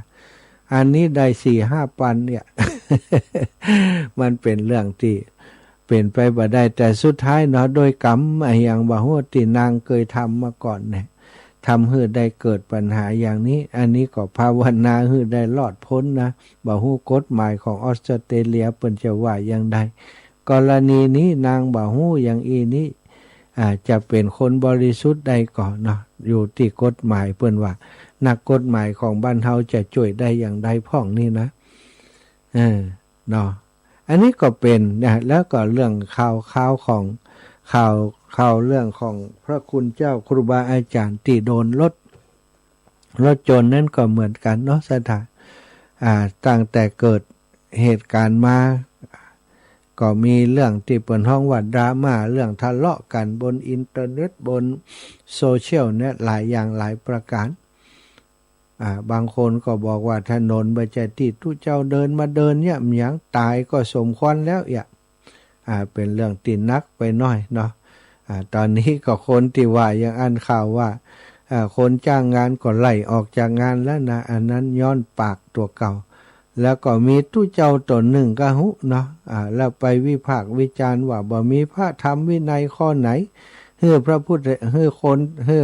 พระสงฆ์องค์สังฆเจ้ามาเตียวบนถนนหลวงว่า อันนี้ก็ว่าเกินไปนะเนาะมันจะไปมีอย่างถนนซุปเปอร์มันจะมีรถสมัยพุทธกาลถนนติดเตียวได้ก็เป็นถนนทั้งหมดคนสัญจรได้รถเตียวได้คนเดียวได้นะสัตว์สิ่งหิ่งห้อยก็เตียวได้รถถนนนะเปิ้นแปลงให้เตียวบ่ได้หมายความว่าแปลงให้รถเตียวอย่างเดียวนะเปิ้นมีขอบทางเปิ้นมีอะไรอย่างตามกฎหมายเปิ้นก็ให้เตียวอย่างใดรู้แต่คนที่โพสต์นั้นต่างๆเขารู้เท่าบ่ถึงการนะก็เปิ้นว่าอวดฮู้นะเนาะถ้าอวดว่าตัวเองนี่ฮู้กว่าคนอื่นอีกมันมีวินัยข้อใดอีกว่าที่บอกให้ทุเจ้ามาเตียวบนถนนนี่ถนนหลวง สุดท้ายก็โดนถล่มโดนกระหน่ำไปแล้วเนาะเฮาต้องผสมลงกับความคิดเห็นของคนอันธพาลแบบนี้สถานแล้วเราต้องมีสติในการรับสารนะสารที่อย่างนี้ข่าวสารนี้มันเป็นข่าวสารที่มันมีสิ่งที่จะต้องคิดหลายอย่างหลายประการแล้วก็หลายๆคนก็อย่างว่าเนี่ยโทษทุเจ้าโทษเด็กโทษสะปะสะเปดที่จะโทษได้หาคนพิษหือใดเนี่ยมีอยู่เรื่องที่พระพุทธองค์ทรงตรัสสอนภิกษุทั้งหลายมีภิกษุรูปหนึ่งที่ไปหาพระพุทธเจ้าแล้วก็ไปถามว่าโลกนี้เที่ยงบ่เที่ยงโลกนี้เที่ยงบ่เที่ยงพระพุทธเจ้าเมื่อพระองค์ปรินิพพานไปแล้วนี่จะยังคงความเป็นพระพุทธเจ้าอยู่ก่อนเนี่ยถามสปะแหละสถานหลายอย่างหลายประการที่พระพุทธองค์บอกว่ามันจะเป็นปัญหาที่จะต้องตอบไปแล้วมันก็มีปัญหาโลกเที่ยงบ่เที่ยงเนี่ยมันเถียงกันมาตะเมินแล้วเนาะจิตก็อันนี้เจตสิกก็อันนี้นี่ติเป็นเถียงกันแต่ก่อนเก่าพระพุทธองค์แบบบ่ให้เถียงอย่างอีแต่พระองค์บอกเพียงแต่ว่าภัยติดทุกข์อยู่หนทางพ้นทุกข์มันมีนะคือเรื่องนั้นถ้าอูไปมันก็ทะเลาะกันไงทะเลาะกันจริงๆแล้วเรื่องที่เราควรจะโฟกัสบ่ใช่เรื่องคำถามที่เป็นปรัชญาหมู่นั้นฮู้ไปมันก็บ่เกิดประโยชน์หยังแต่ตอนนี้ฮู้ว่าตัวเองทุกข์อยากจะพ้นทุกข์ก็อยากจะพ้นมันมีวิธีที่จะพ้นได้พระองค์จะสอนเรื่องทุกข์และก็การที่จะไปสู่ความพ้นทุกข์เท่านั้นที่นี้บวชคือกุลบุตรกับบวชคนเข้ามาบวชคนเข้ามาเยอะเรื่อยๆก็มีภิกษุตนหนึ่งไปบวชแล้วก็ปฏิบัติตึงบัดได้มรรคผลนิพพานอย่างกระเปิ่นก็ท้อแท้ท้อถอยแล้วอยากจะซึกก็ไปถามพระพุทธเจ้ายื่นคำขาดว่าถ้าพระองค์บัดตอบคำถามนี้ข้าพระองค์จะซึกแล้วว่าพระพุทธองค์ก็ทรงอยู่ในความสงบแล้วก็ได้ถามตอบไปว่าตอนที่เธอบวชนี่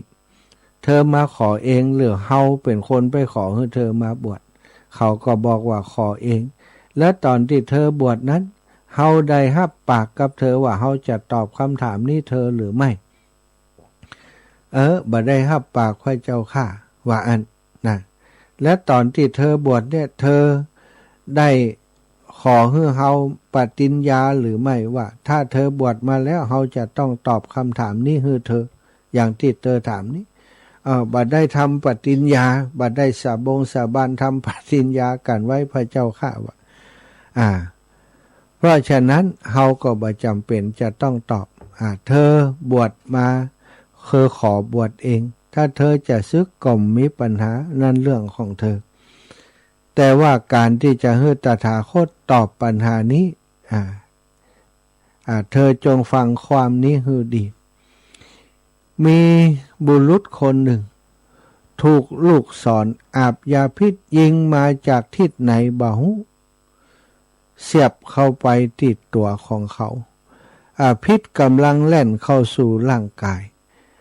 มีคนเข้ามาพยายามจะเข้ามาช่วยจะถอนลูกศรอาบยาพิษนั้นออกแต่บุรุษคนนั้นว่าอย่าเพิ่งถอนเตี้ยอย่าเพิ่งถอนเตี้ยเฮาอยากจะฮู้ว่าไผเป็นคนยิงคนยิงเฮานี่มันชื่อหยังแล้วมันเจ้ยยุลูกพร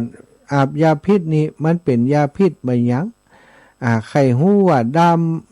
ที่ยิงนี่ด้ามของลูกศรนี่เป็นด้ามไม้หยังวะสะตาแล้วก็ขน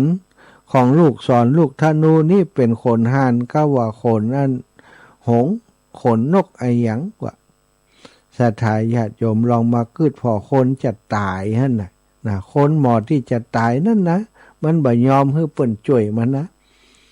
มันอยากจะฮู้ว่าไผเป็นคนยิงมาจากที่ไหนอยากจะฮู้ว่าสายของกันธนูนี่เป็นสายเอ็นหรือว่าสายที่ทำมาจากอันเนื้ออันหนังสัตว์นะหรือว่าด้ามธนูนั้นทำมาจากไม้อย่างอีเป็นต้นนี่เสียท่า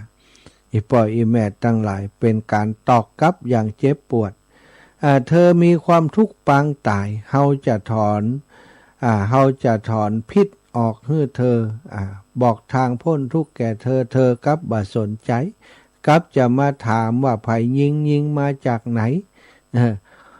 มันจะมีประโยชน์อะไรหยังวะเนี่ยศรัทธาญาติโยมบางทีนี่สิ่งที่จำเป็นสิ่งที่สำคัญเฮาไม่ได้สนใจอย่างเฮามีความทุกข์อยู่เฮาก็บ่สนใจที่จะออกจากความทุกข์นั้นไปสนใจว่าความทุกข์ต่างๆนั้นไผเป็นคนเนี่ยไผเป็นคนทำอย่างเงี้ยมันเป็นเรื่องที่ฟังแล้วมันก็ตอกกลับอย่างเจ็บแสบเหมือนกัน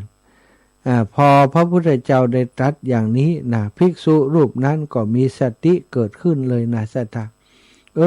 จริงๆเฮาไปสนใจไอ้อย่างที่มันบัดใจเหตุที่จะต้องสนใจ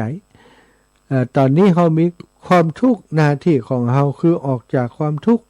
พระองค์ทรงชี้ทางให้เฮาแล้วอริยมรรคมีองค์8ที่พระองค์ทรงประทานให้นั้นเฮากลับบ่สนใจกลับไปสนใจเรื่องที่มันเป็นปลีกย่อยจีเรื่องที่มันไม่ใช่สาระสำคัญของการปฏิบัติเลยเฮาจะฮู้ไปทำไมว่าที่หั่นมันมีไอ้อย่างพ้องถ้าเฮาบ่เดินวันนี้นะฮู้ไปก็มีประโยชน์หยังเฮาเดินไปพอไปถึงก่อยฮู้จะดีกว่าเนาะศรัทธาในเรื่องนี้ก็เหมือนกันนะเนาะเรื่องต่างๆที่เกิดขึ้นที่เป็นข้าวหยังต่างๆที่เกิดขึ้นเป็นอาจินไตเฮาคิดไปก็ปวดหัวแต่ว่าถ้าเฮามองตามรหัสกรรมตามเรื่องของกฎแห่งกรรมต่างๆถ้าในชาตินี้เปิ่นปฏิบัติดีปฏิบัติชอบเป็นเรื่องบ่สมควรเลยที่จะต้องมาตายห้อมนี้นะเฮาบ่ต้องไปโทษคนนั้นโทษคนนี้โทษเหตุการณ์นะโทษเด็กโทษภายเด็กโทษรถควบคุมบ่ได้โทษเด็กบ่ได้ไปโทษพ่อแม่โทษญาติโทษยายไอ้ยังไปพยายามจะหาคนผิดหาตัวคนผิดให้ได้สุดท้ายเฮาก็จะเหนื่อยกับเรื่องอย่างบ่ฮู้เนาะศรัทธาบางคนนี่โทรมาให้นะให้อย่างอีแม่เสียใจแต่นาศรัทธาเอ็นดูพระสงฆ์องค์สังฆเจ้าครูบาอาจารย์บัดน่าจะตายเลยแต่ทำไมถึงจะต้องมาตายห้อมนี้อินดูเพิ่นให้ศรัทธาญาติโยมนะละอ่อนคนนั้นบัดน่าจะขับรถเลยมันน้อยอยู่นะอายุยังบ่ถึงมันขับรถยังไผเป็นพ่อเป็นแม่ยังพอมันเนี่ยเป็นปัญหาโลกแตกเป็นปัญหาที่เฮาเกิดไปแล้วนะมันหาทางออกได้เพราะไอ้อย่างศรัทธาเพราะมันเกิดไปแล้วเนี่ยถ้ามันเกิดกำเตือนี่ป้องกันโอเคอยู่แต่มันเกิดไปแล้วเขาจะวิพากษ์วิจารณ์อย่างใดจะหาคนพิษอย่างใดมันบัดใจวิสัยของเฮาแล้วศรัทธาญาติโยมเรื่องราวต่างๆก็ปล่อยให้มันเป็นไปตามกฎหมายเปิ้นว่าได้ก็เอาตามนั้นเนาะเฮานี้บ่สามารถจะทำอย่างใดก็ปล่อยมันไปตามนั้นนะกฎหมายเปิ้นก็ว่าไปตามนั้นว่าตามกฎหมายซึ่งตอนนี้นะพระสงฆ์องค์สังฆเจ้าครูบาอาจารย์นั้นก็ได้รับการดูแลจากทางการจากทางราชการจากทางการอย่างต่างๆจากทางแม้กระทั่งจากวงการพระสงฆ์องค์สังฆเจ้าก็ช่วยกันพอคอยดูแลอยู่เหมือนกันหาความช่วยเหลือเนาะแม้กระทั่งชดเชยอย่างต่างๆชดเชยที่เปิ่นเสียชีวิตไปนี่เนาะก็ว่ากันไปตามกฎหมายกฎหมายก็เป็นกฎหมายกฎแห่งกรรมก็ว่าไปตามกฎแห่งกรรมไผบ่หลุดพ้นสิ่งที่ตัวเองกระทำไปได้สักคนปล่อยไปตามเรื่องปล่อยไปตามกฎหมายกันแล้วกันเนาะศรัทธามีเรื่องราวข่าวสารงานบุญที่จะมามาจ่ามาบอกมากล่าวเล่าสู่ศรัทธาพี่น้องฟังศรัทธาที่ฟังรายการของอาตมาคงจะเคยได้ยินหมู่บ้านแห่งหนึ่งที่อาตมาถึงอยู่เสมอ ไปเมืองฝางจะแวะปางปอยเนออิน เพราะว่าที่หมู่บ้านปางปอยฮะเนี่ยมีศรัทธาญาติโยมกลุ่มหนึ่งมีแม่มีชัยพินโยภาสแม่อามแม่อีนะแม่นางแม่หนุ่มนะหลายแม่เนอะศรัทธากลุ่มนี้นะเป็นผู้ที่มั่นคงในพระพุทธศาสนาในคำสอนของพระพุทธเจ้าเปิ้นจะทำกิจกรรมร่วมกับคลื่นสีขาวของเฮาตลอดเปิ้นปฏิบัติธรรมอยู่ในชมรมปฏิบัติธรรมของอำเภอฝางเปิ้นปฏิบัติธรรมที่วัดพระบาทก็มีและอีกหลายๆวัดชมรมปฏิบัติธรรมวันเสาร์ชมรมผู้ปฏิบัติธรรมอำเภอฝางเนี่ยเปิ้นมีกลุ่มของเปิ้นมีแม่จงดีมีอีกหลายๆคนที่เป็นผู้นำบุญของเครือข่ายกลุ่มนี้อาตมาจำได้ว่าตอนที่อาตมาปลูกต้นพระเจ้า5พระองค์ที่อุทยานธรรมสุนทรมุนีมีชื่อศรัทธากลุ่มนี้นะบ้านปางปอยโดยแม่จงดีเป็นสะพานบุญตั้งแต่หันมาศรัทธาทุกการทุกงานที่อาตมาทำกิจกรรมอย่างต่างๆมาแหมแล้วพี่น้องปางปอยชื่อมายาวเหยียดโดยเป็นสายงานของแม่จงดีอาตมาเดินทางไปที่อำเภอฝางเกือบจะทุกครั้งเลยก็ไปเจอศรัทธากลุ่มเนี้ยที่ปฏิบัติธรรมที่วัดพระพุทธบาทก็ดีกิจกรรมต่างๆที่เฮาทำกันที่ไหนก็จะหันสายบุญกลุ่มเนี้ยจนได้สนิทกันศรัทธาญาติโยมอาตมาถ้าเดินทางไปฝางก็จะไปแวะที่บ้านปางปอยวัดไปแอววัดปางปอยได้หู้จักมักคุ้นกับแม่มีครอบครัวของแม่มีแม่อามแม่อีเขาตลอดเดินทางไปเปิ้นก็ประวารณาไว้ตลอดว่าอาจารย์ต้องมาแวะทุกครั้งนะ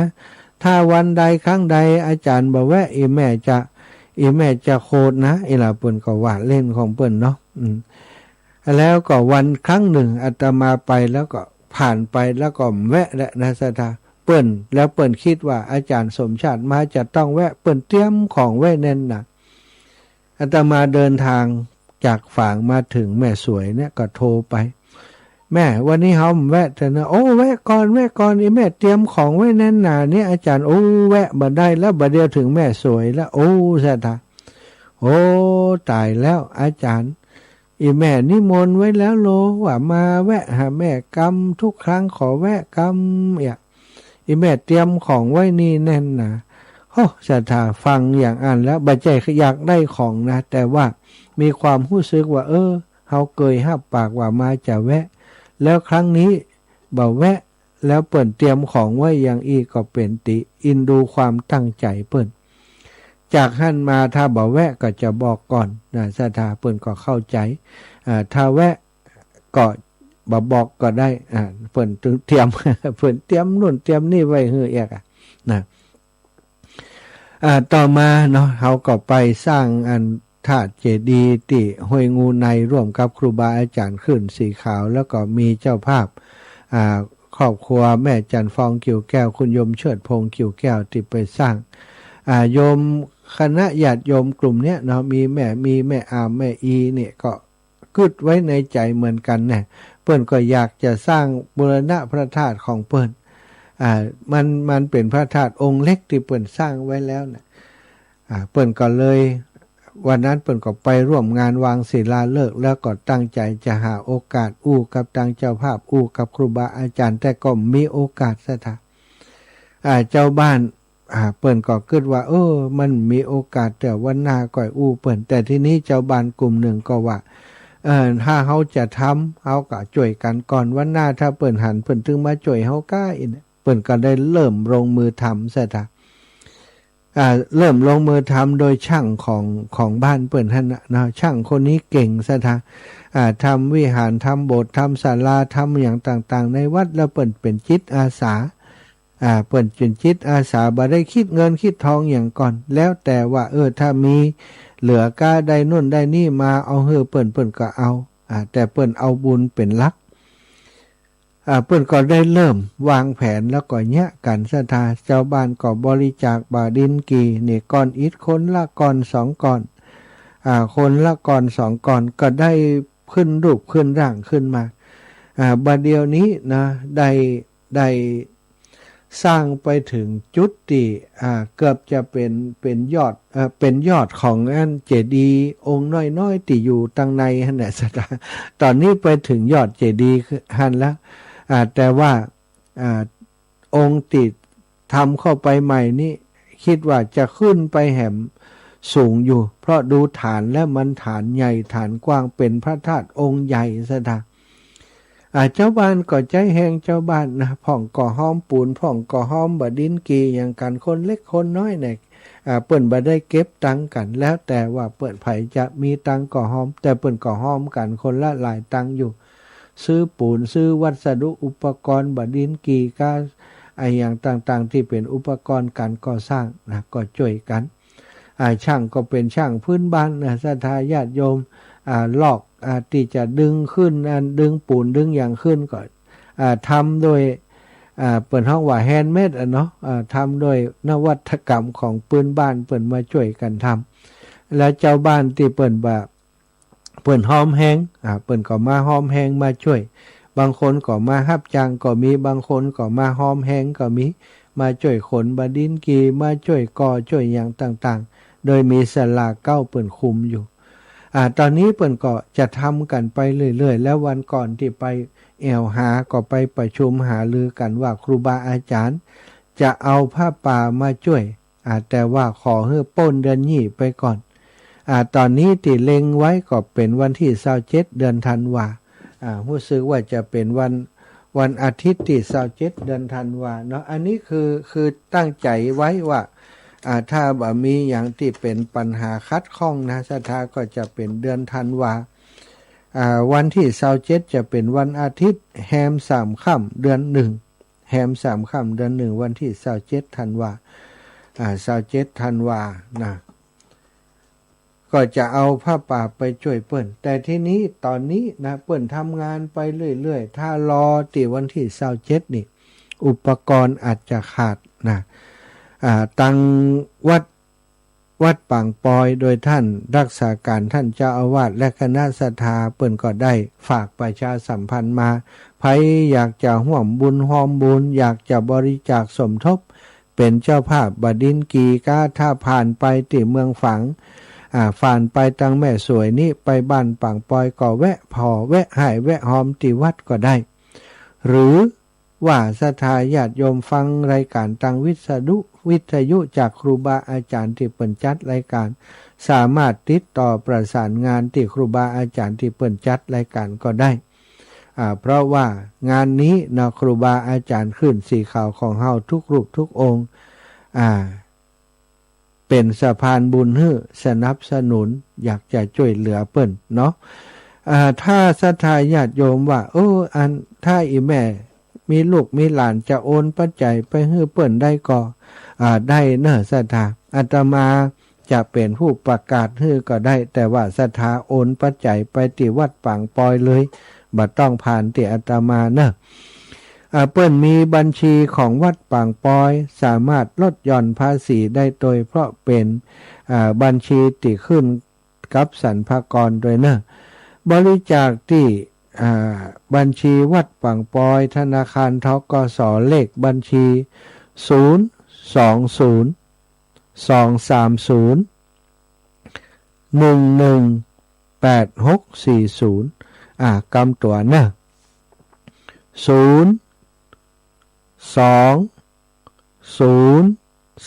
นะ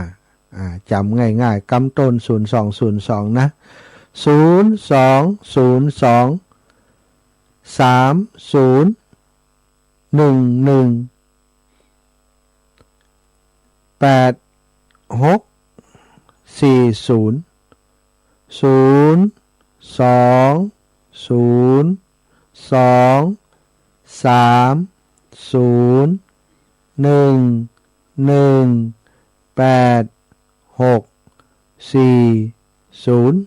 ศรัทธาญาติโยม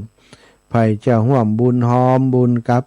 ศรัทธาพี่น้องปังปอยเนอะหอมบดินกีนี่ตกก้อนละ3 บาทนะเปิ้นเอาก้อนละ3 บาทเท่านั้น จะหอมบดินกี่ก้อนก็หอมเปิ่นไปได้เลยโอ้บ่นับก้อนนะอาจารย์อีแม่หอม